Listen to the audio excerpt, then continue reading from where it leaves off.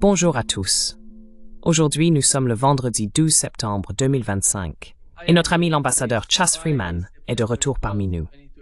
Bienvenue à nouveau, monsieur l'ambassadeur. Heureux d'être avec vous.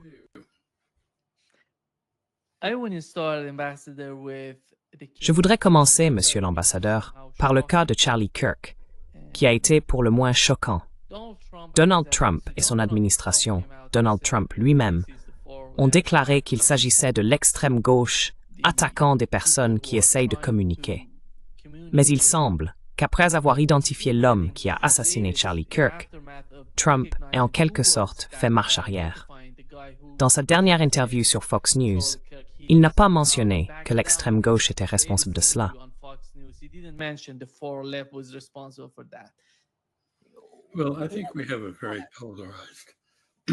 Eh bien, je pense que nous avons une société très polarisée, où les gens tirent des conclusions hâtives.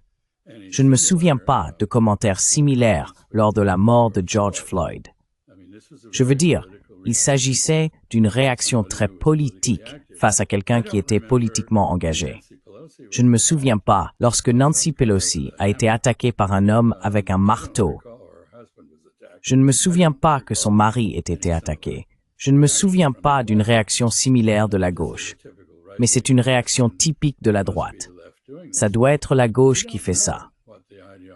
Eh bien, nous ne savons pas quelle était l'idéologie de l'assassin, ni quelles étaient ses motivations. Et il semble qu'il n'était pas d'extrême gauche, mais nous le découvrirons en temps voulu. Quoi qu'il en soit, la tentative de politiser cela était probablement inévitable, et je trouve cela déplorable. Et cela montre à quel point la tolérance n'existe plus politiquement aux États-Unis. Nous sommes très polarisés, nous sommes très violents.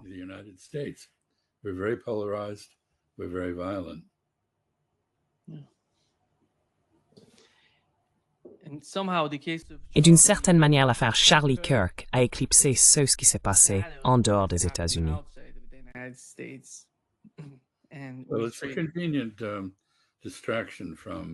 Eh bien, c'est une distraction commode face à toutes sortes d'autres choses horribles qui se passent. Mais au final, vous savez, la chose la plus intéressante, je pense qu'on ne devrait pas quitter ce sujet sans noter qu'un certain nombre de personnes ayant fait un commentaire d'une manière ou d'une autre qui a été interprété comme rabaissant ou critiquant Charlie Kirk ont perdu leur emploi.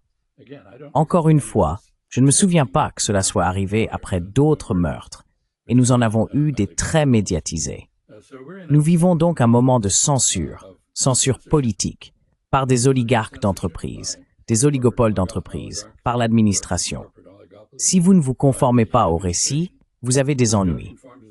Si vous ne produisez pas de déclarations qui confirment les préjugés de Donald Trump, vous avez des ennuis.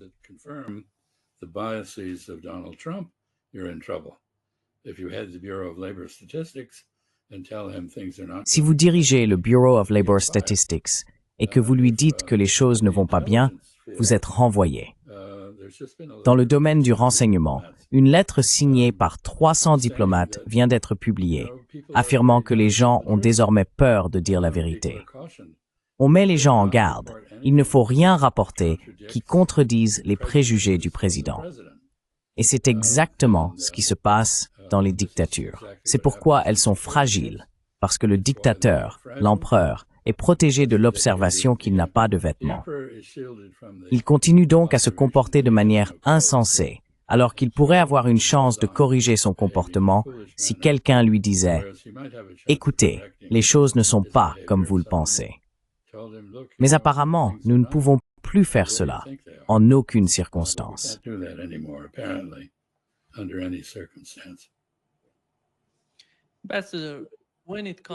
Monsieur l'ambassadeur, lorsqu'il s'agit de ce débat entre la gauche et la droite, il ne s'agit pas seulement des États-Unis qui regardent l'Europe. Ici au Brésil, c'est pareil. Il n'y a plus de gauche et de droite comme auparavant. Quelle est votre analyse à ce sujet?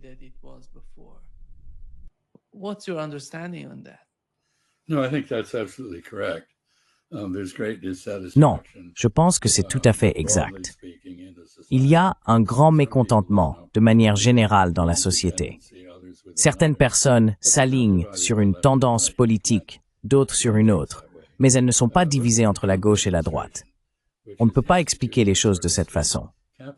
Regardez l'administration Trump, qui met en place une sorte de capitalisme d'État, la propriété des moyens de production par le gouvernement, dans, vous savez, le dernier exemple en date, apparemment. Mais plus généralement, elle intervient dans des entreprises privées et acquiert des parts et une position de contrôle. Alors quel rapport cela a-t-il avec la pensée traditionnelle de droite? C'est un impact très très socialiste.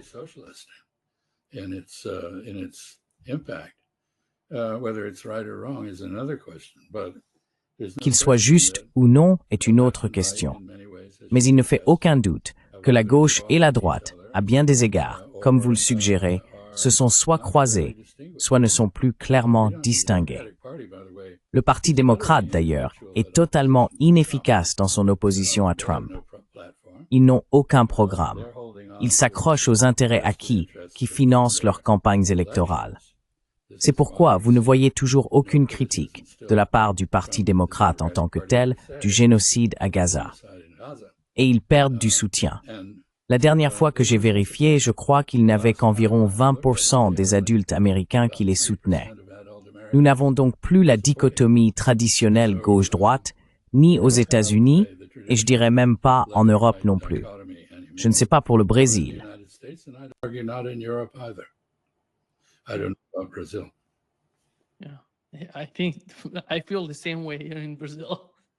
Je ressens la même chose ici au Brésil. Monsieur l'ambassadeur, nous avons assisté à une attaque très choquante d'Israël contre le Qatar. Le Qatar est l'un des alliés les plus importants des États-Unis au Moyen-Orient. Ils ont tout fait pour montrer leur loyauté envers les États-Unis. Ils ont tenté de servir de médiateurs dans de nombreuses discussions. Ils ont essayé de faciliter la communication entre différentes parties. Et pourtant, on voit Israël attaquer le Qatar alors qu'ils accueillaient ses dirigeants du Hamas. Ils ont frappé la salle de négociation, là où ils étaient censés négocier et discuter avec les autres parties impliquées. Comment expliquez-vous cela? Parce que nous n'avions jamais vu cela auparavant. Nous n'avions jamais vu ce genre de comportement, ni ce genre de feu vert donné par les États-Unis aux Israéliens pour attaquer l'un de leurs principaux alliés au Moyen-Orient. Quel est votre avis à ce sujet? Qu'en pensez-vous?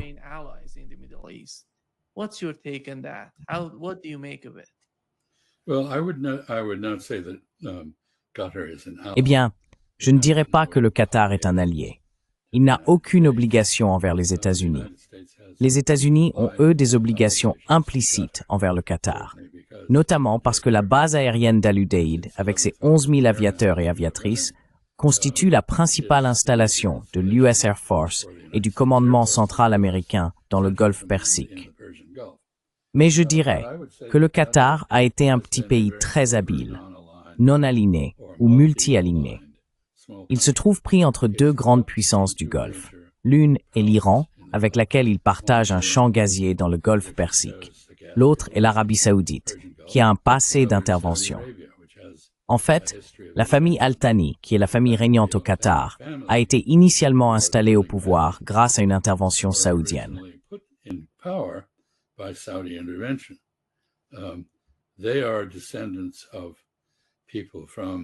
Ils sont les descendants de personnes originaires du nord de l'Arabie saoudite. En fait, l'émir est un descendant direct de Muhammad Abdul Wahhab, la personne souvent critiquée pour avoir inventé le wahhabisme, car cette doctrine restreint toute expression religieuse. Ils sont donc très prudents. Ils entretiennent des relations solides non seulement avec les États-Unis, mais aussi avec la Turquie, l'Inde, la Chine, la Russie, l'Iran et désormais avec l'Arabie saoudite. En somme, ils se sont rendus utiles à tout le monde, d'une manière ou d'une autre. Cela vient tout juste de prendre fin. Ils doivent maintenant recalibrer toute leur stratégie de survie. De toute évidence, leur attente que les États-Unis les protègent non seulement contre l'Iran, mais aussi contre Israël ou l'Arabie saoudite, est désormais très incertaine.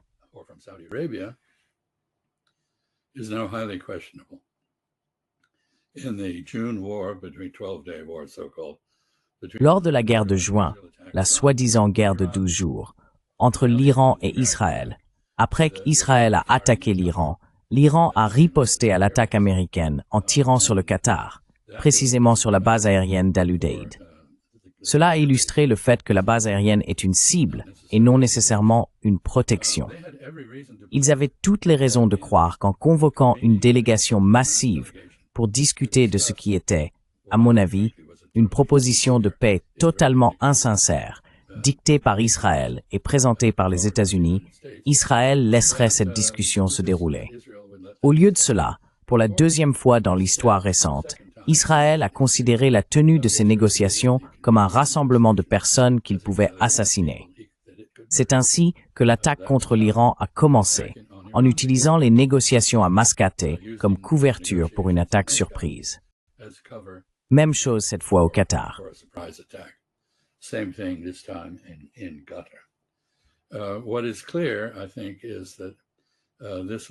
Ce qui est clair, à mon avis, c'est que ce n'était pas seulement une attaque contre le Qatar, et selon les propres mots d'Israël, c'était un message adressé à toute la région. Israël ne respectera aucune souveraineté autre que la sienne et se sentira libre d'attaquer où bon lui semble. Les Égyptiens, par exemple, viennent de découvrir une tentative apparente d'Israël d'assassiner des responsables du Hamas résidant au Caire. Aucun pays ne peut désormais négocier avec Israël et s'attendre à autre chose qu'à être payé, non pas par un accord ou une discussion raisonnable, mais par une tentative d'invasion de sa souveraineté et de meurtre de la part des Israéliens. Les États-Unis ont perdu beaucoup de crédibilité. Cette base, eh bien, tout d'abord, Al-Udeid se trouve à un endroit intéressant. C'était à l'origine un territoire disputé entre l'Arabie saoudite et le Qatar. L'Abyssinie de force strength.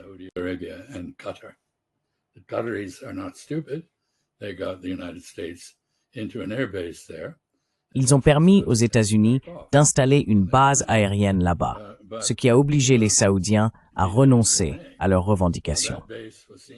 Mais quoi qu'il en soit, cette base était perçue par le Qatar comme une police d'assurance contre l'Iran, contre l'Arabie saoudite et contre les Émirats arabes unis, avec lesquels les États-Unis entretiennent également des liens étroits, mais avec lesquels, de toute façon, il existe une animosité ancienne entre les Émirats, la famille Al Nahyan et les Al Thani depuis des siècles. Ce n'est rien de nouveau. Et lorsque l'Arabie saoudite et les Émirats arabes unis ont imposé un blocus au Qatar pendant un certain temps, c'était à l'instigation des Émirats plutôt que de l'Arabie saoudite, même si les Saoudiens étaient également ravis de s'y joindre. Mais ce qu'Israël vient de faire, c'est d'unir tout le monde dans le Golfe. Tous les dirigeants du Golfe se sont rendus à Doha pour exprimer leur solidarité avec l'émir du Qatar et son gouvernement. L'émir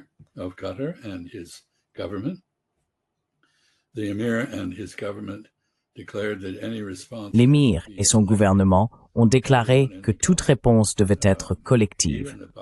Tous les pays du Golfe, même les Bahreïnis et les Émiratis, qui n'ont pas entretenu de bonnes relations avec le Qatar, étaient d'accord. Le Koweït, qui est souvent l'exception au sein du Conseil de coopération du Golfe, s'est également joint à eux. Et je pense qu'il y a deux autres facteurs ici qui ne se sont pas encore pleinement exprimés, car nous ne savons pas encore quel sera le résultat complet de la réévaluation par le Qatar de ses relations avec les États-Unis. Nous savons qu'il n'y aura plus de négociations concernant les otages menés par le Qatar. Et cela signifie, en effet, que ces otages ne reviendront jamais vivants. Et les familles des otages en sont bien conscientes.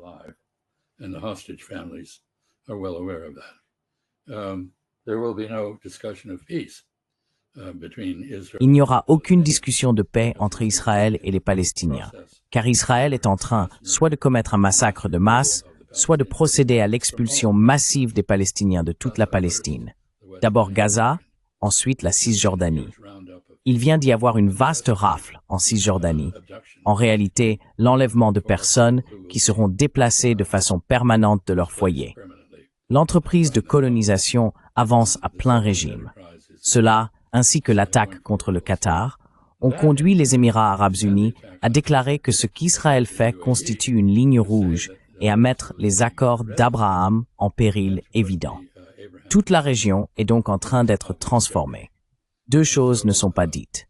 Premièrement, cela va accélérer le rapprochement entre les pays du Conseil de coopération du Golfe, les Arabes du Golfe, et l'Iran, car ils font face à une menace commune venant d'Israël.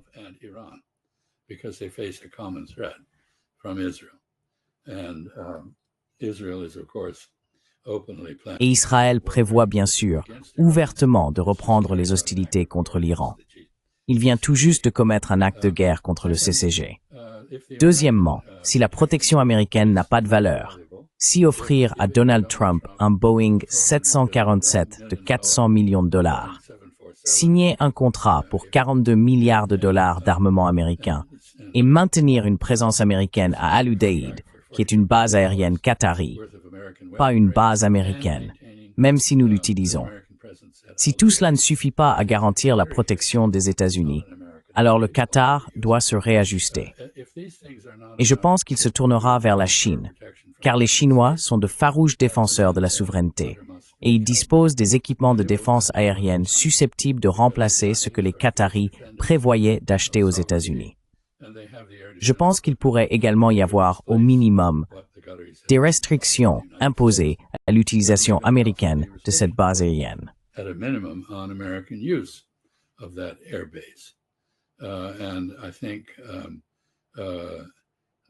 Et je pense que je vais simplement conclure en disant que l'inefficacité, l'incompétence et l'inefficience de la diplomatie américaine n'ont que rarement été mieux illustrées que par l'assurance personnelle donnée par Donald Trump à l'émir du Qatar que l'Israël n'attaquerait plus le Qatar, suivi immédiatement par des déclarations israéliennes affirmant qu'ils avaient bien l'intention de le faire. Ils attaqueront de nouveau et ils attaqueront partout dans leur région où ils peuvent atteindre des personnes qu'ils considèrent comme leurs ennemis. C'est donc effectivement un événement majeur et c'est un tournant. Et bien sûr, comme c'est généralement le cas, nous ne connaissons pas encore les résultats précis que cela aura. Il faudra un certain temps pour les voir. Mais il est très clair que la crédibilité américaine dans le Golfe a été profondément entamée.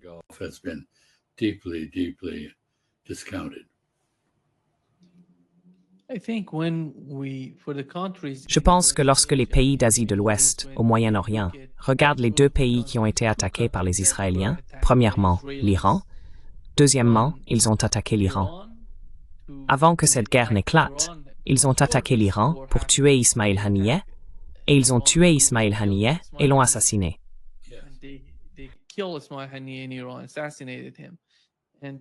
Et pour la même raison, eh bien, il était un invité d'État lors de l'investiture du président. Exactement.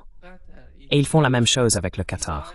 Cela montre qu'aux yeux des Israéliens, il n'y a aucune différence entre l'Iran et le Qatar, malgré cet argument selon lequel nos alliés régionaux sont contre l'Iran et tout cela. Mais au final, dans leurs calculs, dans leur état d'esprit, il n'y a aucune différence entre l'Iran et le Qatar.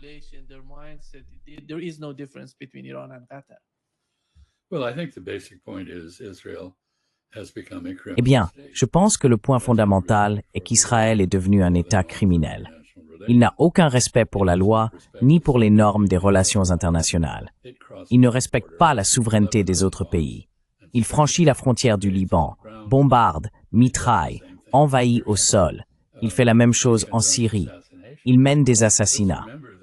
Rappelons-nous que Khaled Mekal, l'un des dirigeants du Hamas qu'Israël vient d'essayer d'assassiner, apparemment sans succès, avait déjà été la cible d'une tentative d'assassinat ordonnée par Netanyahou en Jordanie.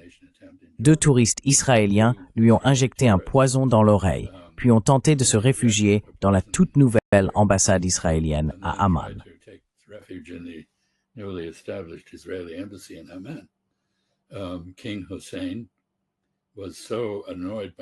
Le roi Hussein a été tellement agacé par cela qu'il a dit à Netanyahou « Si vous ne fournissez pas l'antidote au poison, ne sauvez pas la vie de Khaled Mekal et ne présentez pas d'excuses, je romprai mes relations avec vous. » La Jordanie venait tout juste de normaliser ses relations.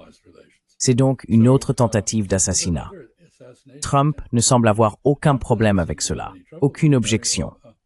Il est très notable que bien qu'il ait condamné l'attaque, il ait déclaré qu'il n'avait pas consulté les États-Unis, ce qui est probablement faux. Je pense que c'est un mensonge. Peut-être qu'ils ne l'ont pas consulté personnellement, mais il ne s'est pas opposé à la tentative d'assassinat. Il pense qu'il est normal de tuer le Hamas.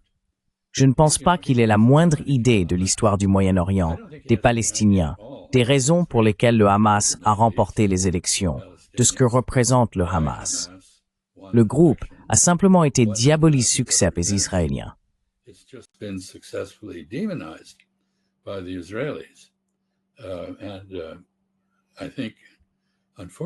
Et je pense, malheureusement, je dois le dire, je regardais simplement d'autres grandes relations des États-Unis, en particulier la relation avec la Chine, qui est un sujet qui me préoccupe professionnellement depuis longtemps.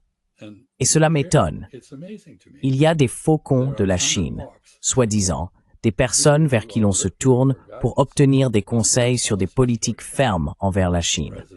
Le président n'a jamais visité la Chine avant son premier mandat, lorsqu'il s'y est rendu en tant que président. Il n'y a aucune preuve qu'il ait eu une quelconque relation préalable avec la Chine. Son principal conseiller commercial, Peter Navarro, a fait carrière en écrivant sur la Chine, mais il n'avait jamais visité la Chine avant mai 2018, lorsqu'il s'y est rendu avec une délégation officielle. Marco Rubio, décrit comme un éminent faucon de la Chine, n'a jamais été en Chine.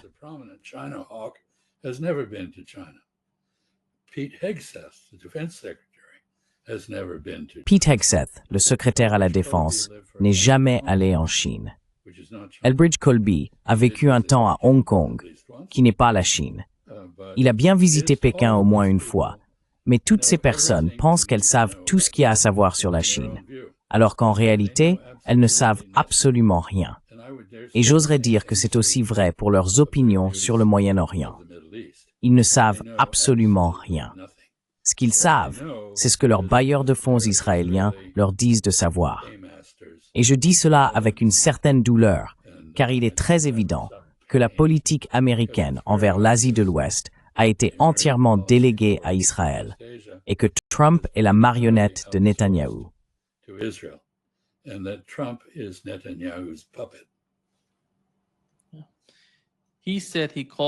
Il a dit qu'il avait appelé les Qataris et qu'il n'allait pas laisser Israël attaquer à nouveau le Qatar. Mais quand on regarde ce qu'a dit Netanyahou, voici ce que Netanyahou a déclaré à Moscou.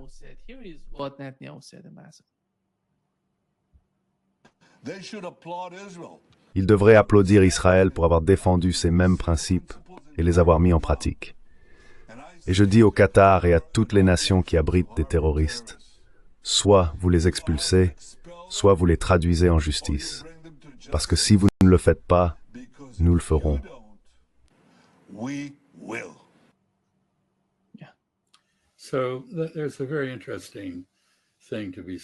Oui, il y a donc quelque chose de très intéressant à dire à ce sujet. Les mots qui ont des significations précises, s'ils sont trop utilisés, deviennent des insultes et perdent leur sens. Qu'est-ce qu'un terroriste? Un terroriste, c'est toute personne qui ne soutient pas Israël. Tu es un terroriste. Je suis un terroriste. Tout le monde dans le monde est un terroriste parce que nous ne soutenons pas la politique israélienne. Nous pouvons souhaiter du bien aux Israéliens eux-mêmes. Nous pouvons espérer qu'Israël se repente de ses mauvais comportements et trouve une place sûre au Moyen-Orient. Mais cela ne suffit pas. Nous devons soutenir les politiques israéliennes de génocide, de meurtre de masse, d'expulsion, de nettoyage ethnique, d'assassinat. Et si nous ne le faisons pas, nous sommes alignés avec les terroristes.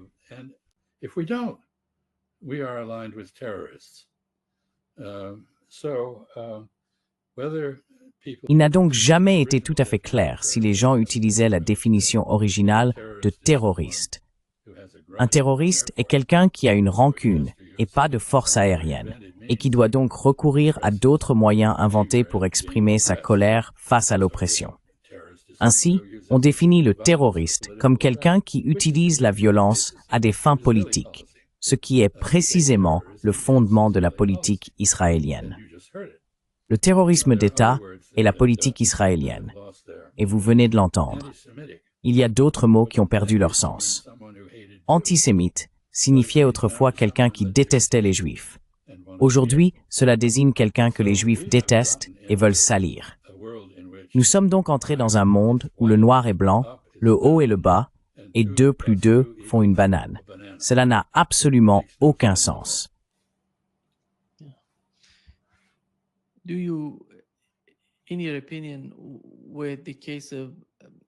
À votre avis, dans le cas du Hamas, il semble qu'après tout, Donald Trump sait qu'Israël n'est pas intéressé par des négociations, puisqu'ils ont assassiné, comme je l'ai dit auparavant, Ismail Haniyeh en Iran. C'est la seule raison pour laquelle on voudrait assassiner quelqu'un comme lui. C'est un dirigeant politique du Hamas. Il n'est pas militaire. Il n'était pas lié à la branche armée du Hamas.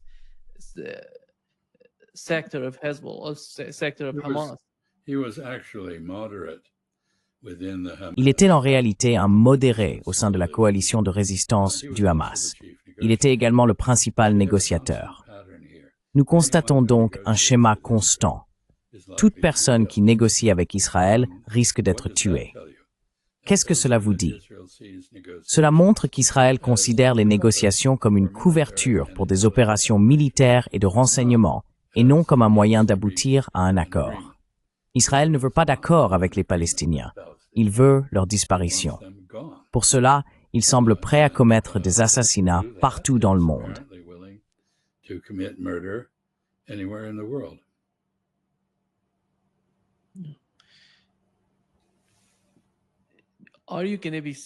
Allez-vous être surpris si demain vous vous réveillez et voyez qu'Israël attaque la Turquie ou l'Arabie saoudite?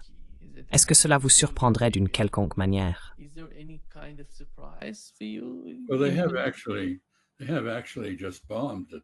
Eh bien, ils viennent en fait de bombarder les Turcs en Syrie. Les Turcs étaient en train d'installer une base pour former le nouveau gouvernement syrien d'anciens djihadistes dirigé par Amin al-Shara. Et cette base a été bombardée. Les Turcs ont été bombardés par les Israéliens. Donc je suppose que la bonne réponse à mon âge, c'est que si je me réveille le matin, je suis toujours surpris qu'il se passe quelque chose ou non. Je dirais que les Israéliens sont pleins de surprises. Ce sont des gens très intelligents. D'un point de vue opérationnel, ils sont vraiment brillants. L'attaque contre l'Iran a été un chef-d'œuvre de tromperie et d'opération militaire. Mais ce fut aussi un désastre politique et un désastre stratégique pour Israël.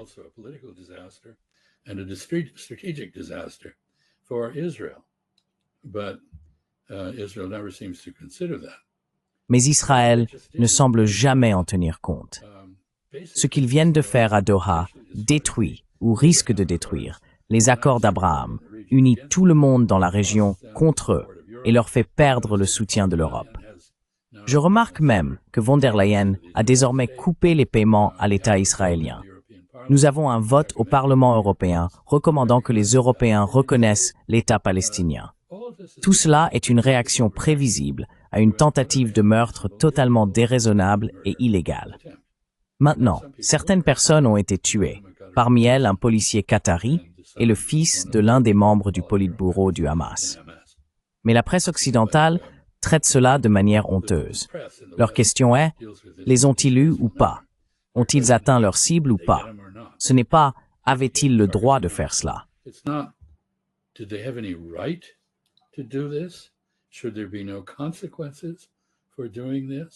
Ne devrait-il pas y avoir de conséquences pour avoir fait cela? Et un dernier point, Nima, car je ne suis pas sûr qu'à ce stade, nous soyons pleinement capables de prédire quelles seront les répercussions. Mais l'Assemblée générale de l'ONU vient de se réunir. Et cela allait toujours être rempli d'initiatives contre Israël. Je pense qu'il est possible que l'Assemblée générale suive le précédent de la suspension de l'adhésion de l'Afrique du Sud en raison de l'apartheid. Elle pourrait même adopter une résolution unie pour la paix, qui passerait outre le droit de veto des États-Unis au Conseil de sécurité et imposerait une forme de sanction à Israël. Malheureusement, à mon avis, la seule façon d'arrêter le génocide israélien serait une intervention militaire contre lui. Et je ne vois simplement pas voir cela.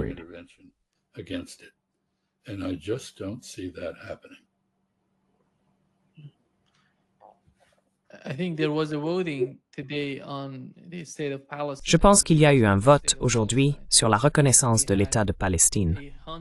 Nous avons eu 142 voix en faveur, 2 abstentions et 10 contre. Les pays qui ont voté contre est Israël, la Hongrie, l'Argentine et quelques autres pays beaucoup plus petits, ainsi que les États-Unis.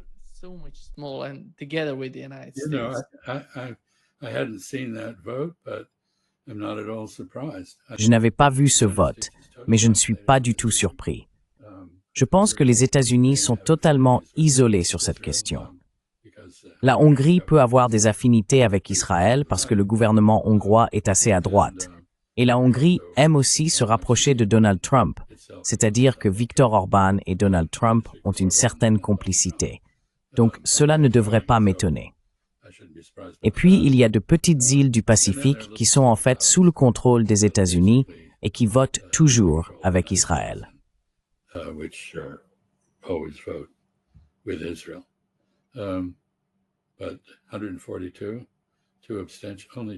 Mais 142 voix pour, seulement 2 abstentions et 10 contre. Le monde est contre Israël, et Israël s'est infligé cela à lui-même. Cela ne serait jamais arrivé si Israël avait agi comme un pays normal, c'est-à-dire en établissant des frontières. Ils n'ont pas de frontières. Ils s'étendent continuellement. Maintenant, ils s'étendent en Syrie, ils réclament des territoires au Liban et ils expulsent tout le monde de Palestine, de Gaza et de la Cisjordanie. Personne n'est à l'abri d'eux. Il est donc surprenant que même 10 voix aient pu être obtenues dans ces conditions. J'imagine que la diplomatie américaine est plus efficace que je ne le pensais.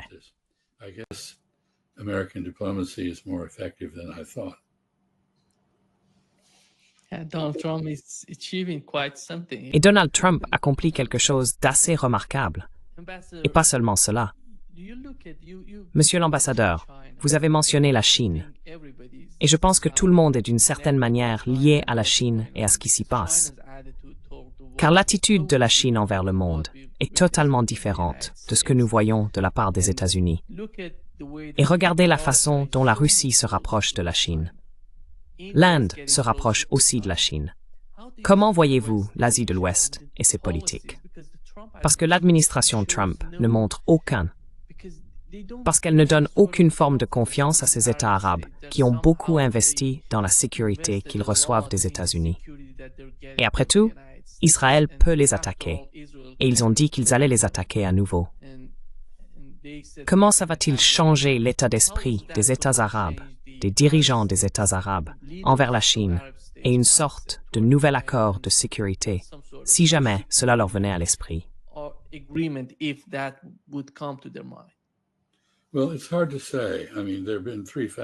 Eh bien, c'est difficile à dire. Je veux dire, il y a eu 3 facteurs qui ont permis aux États arabes de rester proches des États-Unis malgré leur désaccord fondamental avec les États-Unis au sujet de la Palestine.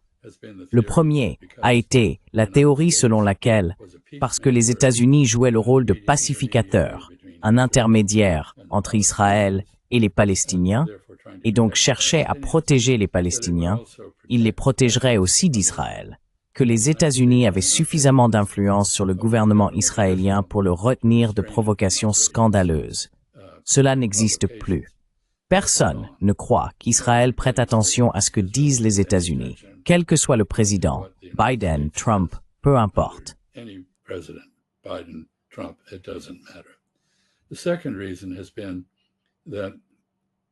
La deuxième raison est que les États-Unis ont été la principale source de technologies militaires modernes et efficaces. Nous n'avions pas de véritables concurrents pendant assez longtemps, même après la guerre froide. Pendant la guerre froide, bien sûr, les États arabes du Golfe étaient alignés contre l'Union soviétique, donc ce n'était pas une option. Après la guerre froide, l'Union soviétique a été remplacée par la Fédération de Russie. Mais pendant longtemps, la Fédération de Russie ne disposait pas de technologies militaires efficaces, ni d'installations ou de capacités industrielles. Cela a changé. Les Russes produisent désormais des armes qui ont fait leurs preuves sur les champs de bataille en Ukraine et qui sont manifestement très efficaces.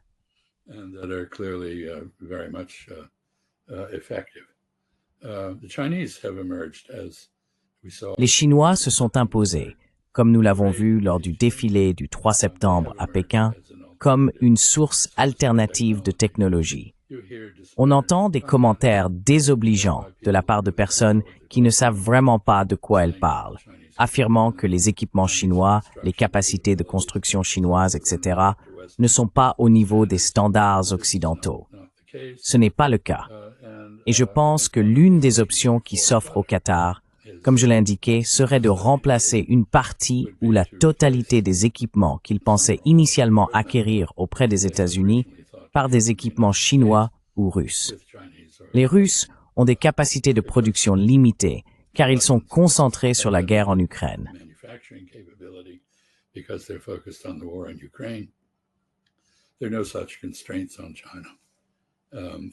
Il n'y a pas de telles contraintes pour la Chine. Elle peut augmenter sa production rapidement. La troisième option, le troisième facteur. Pardonnez-moi, j'ai une démangeaison très forte au nez, ce qui m'agace et doit agacer tous ceux qui regardent, mais je ne peux rien y faire. Probablement une sorte d'allergie. Bref, le troisième facteur qui soutient la relation entre les États-Unis et les pays du Golfe arabe a été l'engagement américain à déployer des troupes et du matériel pour leur défense. C'est exactement ce qui s'est passé lors de la guerre du Golfe de 1990-91 pour libérer le Koweït, lorsque j'étais ambassadeur en Arabie Saoudite. Nous avons tenu notre engagement. Nous sommes capables de projeter notre puissance.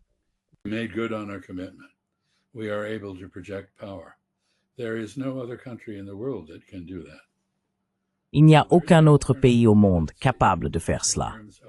Il n'y a donc pas d'alternative aux États-Unis en ce qui concerne le déploiement direct de forces pour protéger les États arabes du Golfe. Mais les protéger contre qui? Par le passé, ils s'inquiétaient de l'Iran, car l'Iran révolutionnaire cherchait à exporter son idéologie. Il soutenait également divers mouvements chiites, d'une manière ou d'une autre, qui étaient antagonistes à Israël, mais aussi à l'islam sunnite et aux Saoudiens. La préoccupation portait donc sur l'Iran.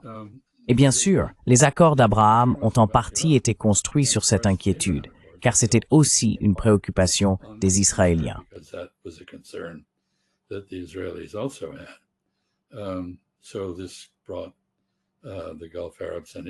Cela a donc rapproché les Arabes du Golfe et Israël.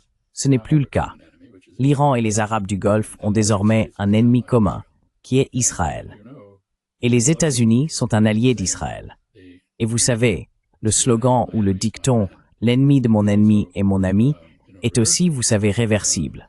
L'ennemi de mon ami peut aussi être mon ennemi. Donc je pense que cela n'existe plus.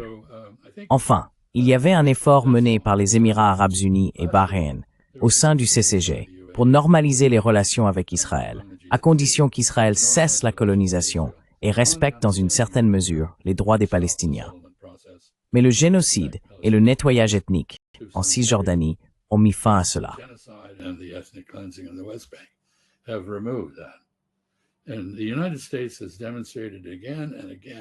Et les États-Unis ont démontré à maintes reprises qu'ils n'interviendront pas pour aider les Arabes du Golfe contre Israël, ni même contre l'Iran ou les Houthis.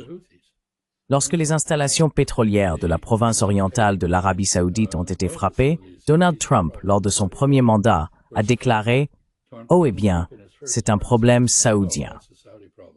Lorsque des navires ont été capturés par la marine des gardiens de la révolution iranienne, ou que des drones ont été abattus dans le détroit d'Ormuz, il n'y a eu aucune réaction de la part des États-Unis. Encore une fois, dans le cas de l'attaque contre le Qatar, une véritable attaque à la bombe et l'assassinat d'un Qatari ainsi que d'invités officiels au Qatar, la réaction de Donald Trump a été un haussement d'épaule et aucune affirmation.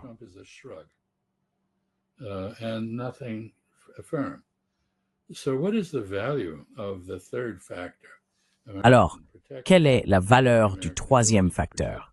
La protection américaine, la capacité des États-Unis à projeter leur puissance.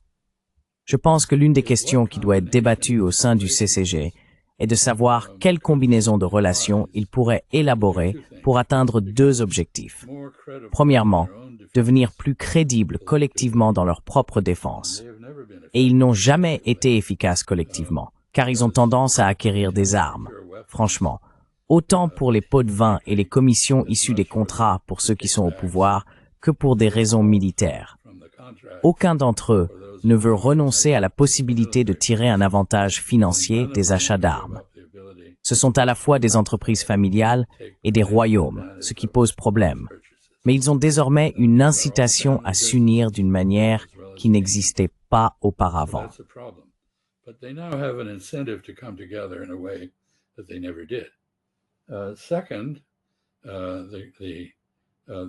Deuxièmement, ils doivent trouver des relations internationales qui puissent se substituer, au moins en partie, aux États-Unis. Eh bien, comme je l'ai dit, il existe désormais d'autres pays qui produisent des armements de première classe. Il y a un problème d'intégration avec les armements américains, c'est vrai. Les États-Unis utilisent cet argument pour ne pas acquérir d'armes non américaines. Mais à ce stade, je pense que les États-Unis sont peut-être sur le point de perdre une partie ou la totalité du marché des armes dans le Golfe Persique. Et vous savez, tous ces pays, même les plus petits, aimeraient avoir leurs propres industries militaires. Il existe un accord qui remonte à la nuit des temps entre l'Arabie saoudite, l'Égypte et le Pakistan. Un accord de coopération industrielle et militaro-industrielle.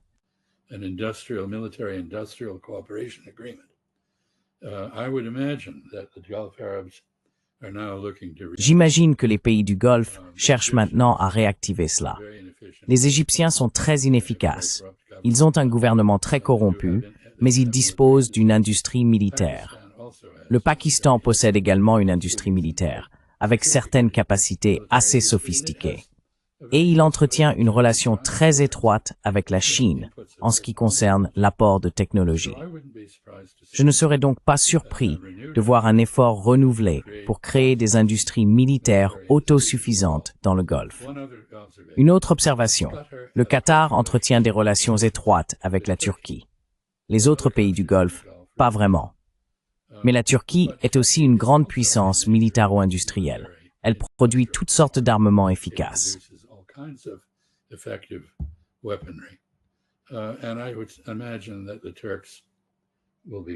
Et j'imagine que les Turcs seront observés de très près par les gens du Golfe pour ce qu'ils pourraient faire en matière d'investissement dans des installations de production locale.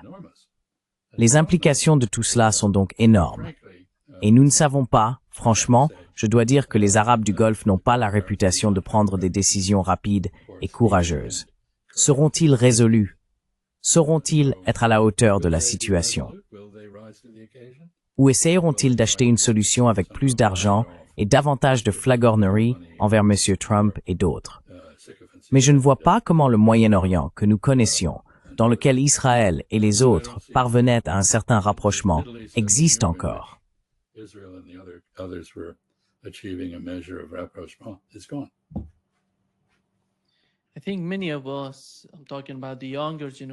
Je pense que beaucoup d'entre nous, je parle des jeunes générations, n'ont aucune idée des anciens présidents des États-Unis. Je parle de George H.W. Bush, même Reagan, et en remontant jusqu'à Carter, Jimmy Carter. D'une certaine manière, ils exerçaient une pression sur Israël. Israël n'obtenait pas toutes les autorisations qu'il demandait pendant ses présidences.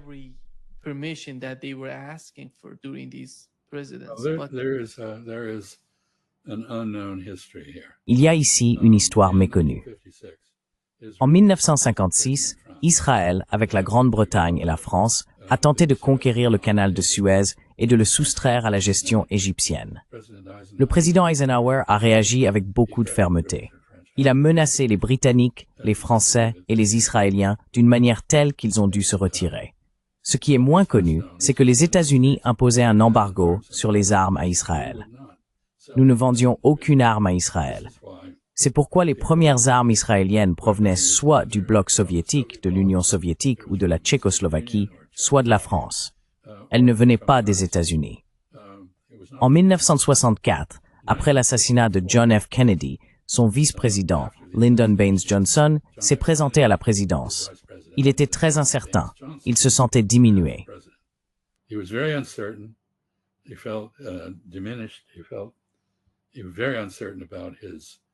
Il se sentait très incertain quant à ses chances lors de cette élection. Son adversaire était Goldwater, qui était d'origine juive, bien que lui-même chrétien, et il craignait que l'argent juif ne le fasse perdre.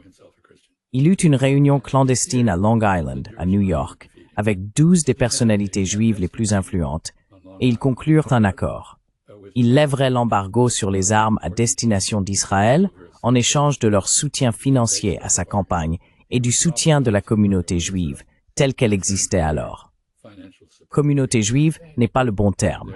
Il s'agissait plutôt des communautés juives, car il y en a plusieurs, et elles ne sont pas toujours d'accord entre elles, qui essaieraient de mobiliser le soutien juif, financier et autres pour Johnson. Finalement, il a largement battu Goldwater.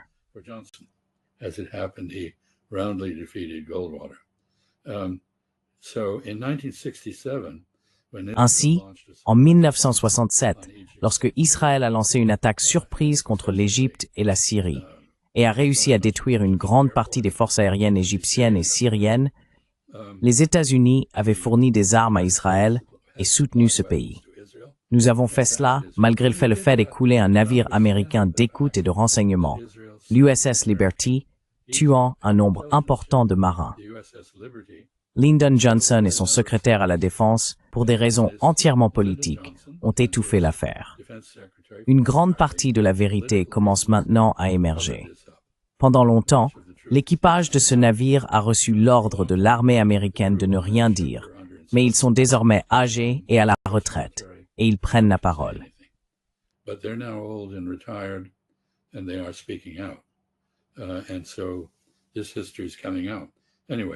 Ainsi, cette histoire refait surface.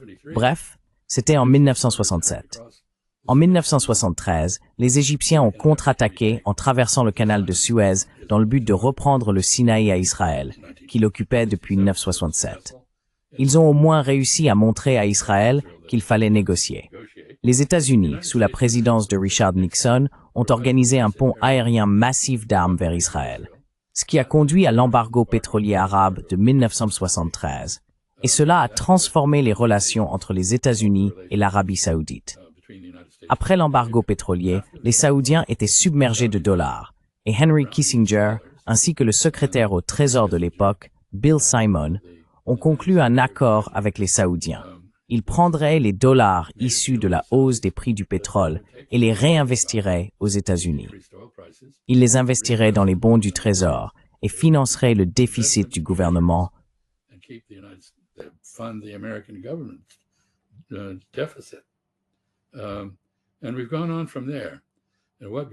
Et nous avons continué à partir de là.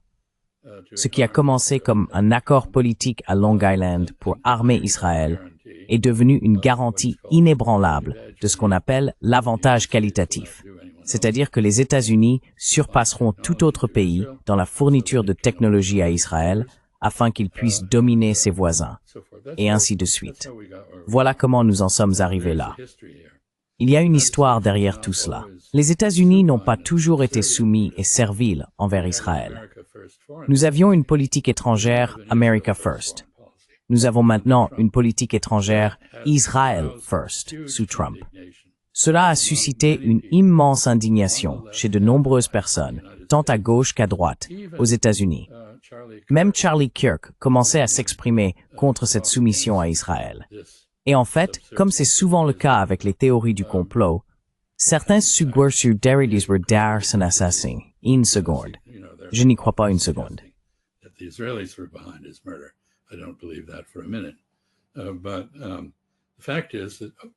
Mais le fait est que l'opinion publique est largement opposée à la position de l'administration Trump. Même les propres partisans de M. Trump y sont opposés. Et nous avons déjà eu des discussions à ce sujet. Je sais que Larry Wilkerson et d'autres invités de votre émission en ont longuement parlé. Mais je vous donne tout ce contexte, parce que comme vous l'avez dit, il est oublié. Et l'on suppose que les États-Unis ont toujours soutenu Israël. Non, ce n'est pas le cas. Et lorsque nous avons décidé de le soutenir, ce n'était pas pour des raisons stratégiques, c'était pour des raisons politiques intérieures. Et si nous continuons à le soutenir, c'est en raison de la volonté d'une partie des communautés juives sionistes ou pro-sionistes aux États-Unis, certains étant milliardaires, plutocrates, de corrompre notre gouvernement en donnant de l'argent aux candidats en échange de leur fidélité à Israël.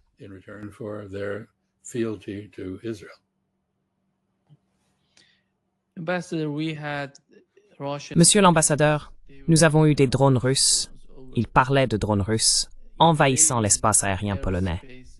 Et il semble que c'était d'une certaine manière, je ne sais pas, une erreur de la part de la Russie, ou bien une opération sous faux drapeau destinée à aggraver la situation.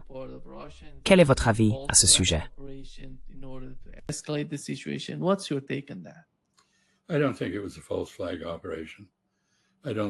Je ne pense pas qu'il s'agisse d'une opération sous fausse bannière. Je ne pense pas que ce soit délibéré. Je pense que Donald Trump a probablement raison de dire qu'il s'agit plus vraisemblablement d'un accident. Il est critiqué pour cela par les Européens.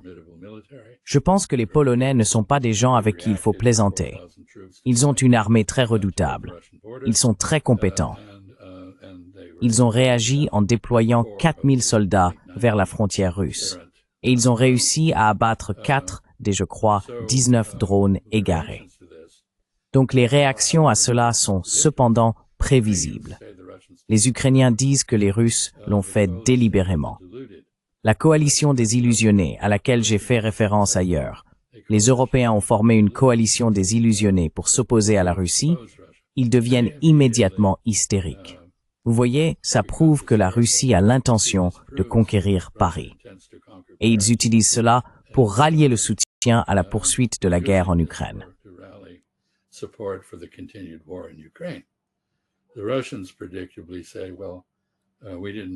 Les Russes disent, comme on pouvait s'y attendre, « Eh bien, ce n'était pas notre intention. » Je ne sais pas si je dois les croire ou non. Je soupçonne qu'ils disent la vérité. Et certains Polonais affirment, « Eh bien, c'était probablement une opération sous faux drapeau ukrainienne. » Je n'en sais rien. Je pense que, lorsqu'une guerre se prolonge, il y a toujours une forme de débordement. Et pour les drones, je pense que la théorie la plus plausible, franchement, c'est que la guerre électronique contre les drones a détruit l'efficacité de leur système de guidage et les a déviés de leur trajectoire. Il y a énormément de guerres électroniques menées par les forces de l'OTAN et l'Ukraine pour neutraliser la visée et le ciblage efficace des drones. Et cela pourrait facilement expliquer ce qui vient de se passer. Mais je n'ai aucune idée de ce qui s'est réellement produit. Et je dirais qu'il y a de fortes chances que, comme dans le cas du sabotage de Nord Stream 2, il y aura plusieurs versions et que nous ne pourrons pas savoir laquelle est vraie.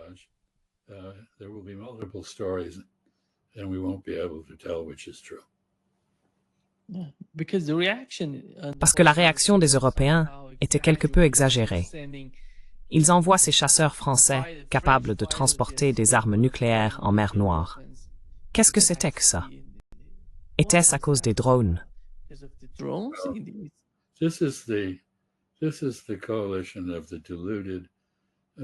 C'est la coalition des illusionnés qui réagit de manière hystérique. Tout cela est de la pure mise en scène. Il n'y a rien de sérieux là-dedans. Les Français ne veulent pas la guerre avec la Russie.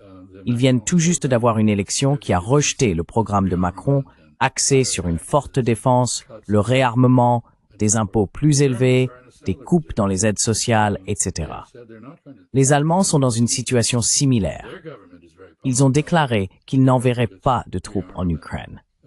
Leur gouvernement est très impopulaire à cause de ces programmes de réarmement et d'austérité.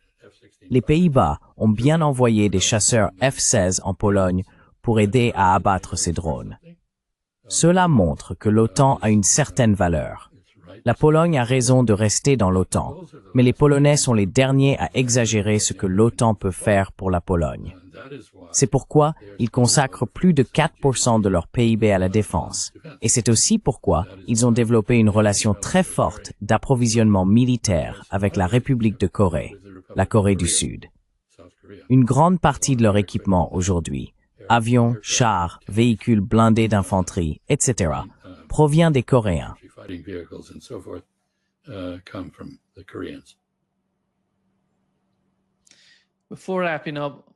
Avant de conclure, Madame l'ambassadrice, je voudrais diffuser un extrait de la secrétaire américaine au commerce, Gina Raimondo. Elle parle de l'Inde. Je pense qu'il est bon de l'écouter avant de terminer.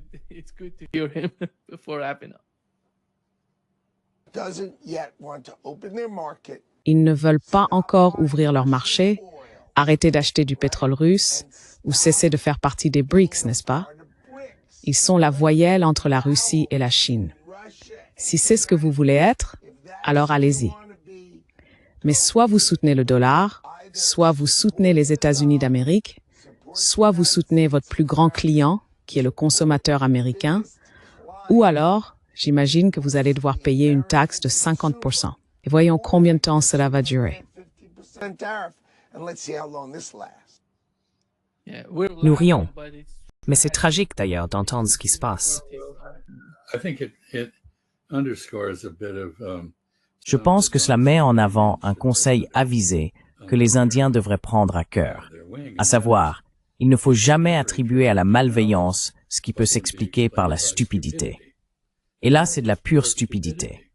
C'est aussi un discours de raquet. Vous avez un beau pays ici, avec un grand marché de consommateurs américains. Ce serait dommage qu'il lui arrive quelque chose. Mais, au fait, nous allons vous imposer des droits de douane de 50% et vous allez perdre ce marché de toute façon, à prendre ou à laisser. Ce n'est vraiment pas une façon de traiter avec le monde, et cela a réussi à aliéner le monde entier.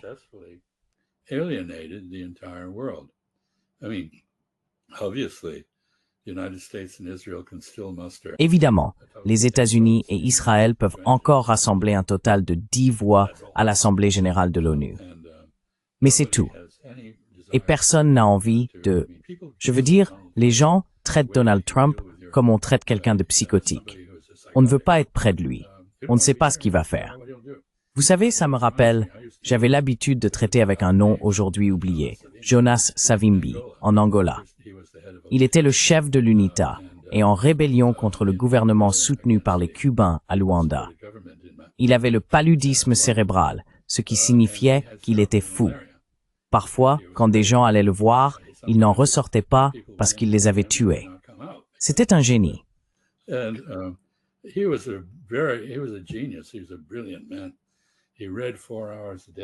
C'était un homme brillant. Il lisait 4 heures par jour en portugais, espagnol, allemand et français. Bien sûr, il n'existe pas de lingala écrit, mais il le parlait. L'afrikaan, il détestait les afrikaners, mais il travaillait avec eux. Et donc, je savais que lorsque j'allais le voir, je risquais ma vie. J'apportais donc toujours une malle en fer blanc remplie de livres et je la lui donnais. Et cela suffisait pour que je sois encore en vie. Je ne me suis pas fait assassiner dans son bureau. Et les gens traitent Trump un peu de la même manière. Donnons-lui un 7 sur 7. Peut-être qu'il ne nous tuera pas. Ce n'est pas une façon de mener une relation. Quoi qu'il en soit, Nima, merci pour tout le bon travail que tu fais. Anyway, Nima, thank you for all the good work you do. I think Tim Cook, he has learned how Je pense que Tim Cook a appris à parler avec Donald Trump. Il y allait offert de magnifiques pièces en or. beautiful gold and pieces. Well, yeah.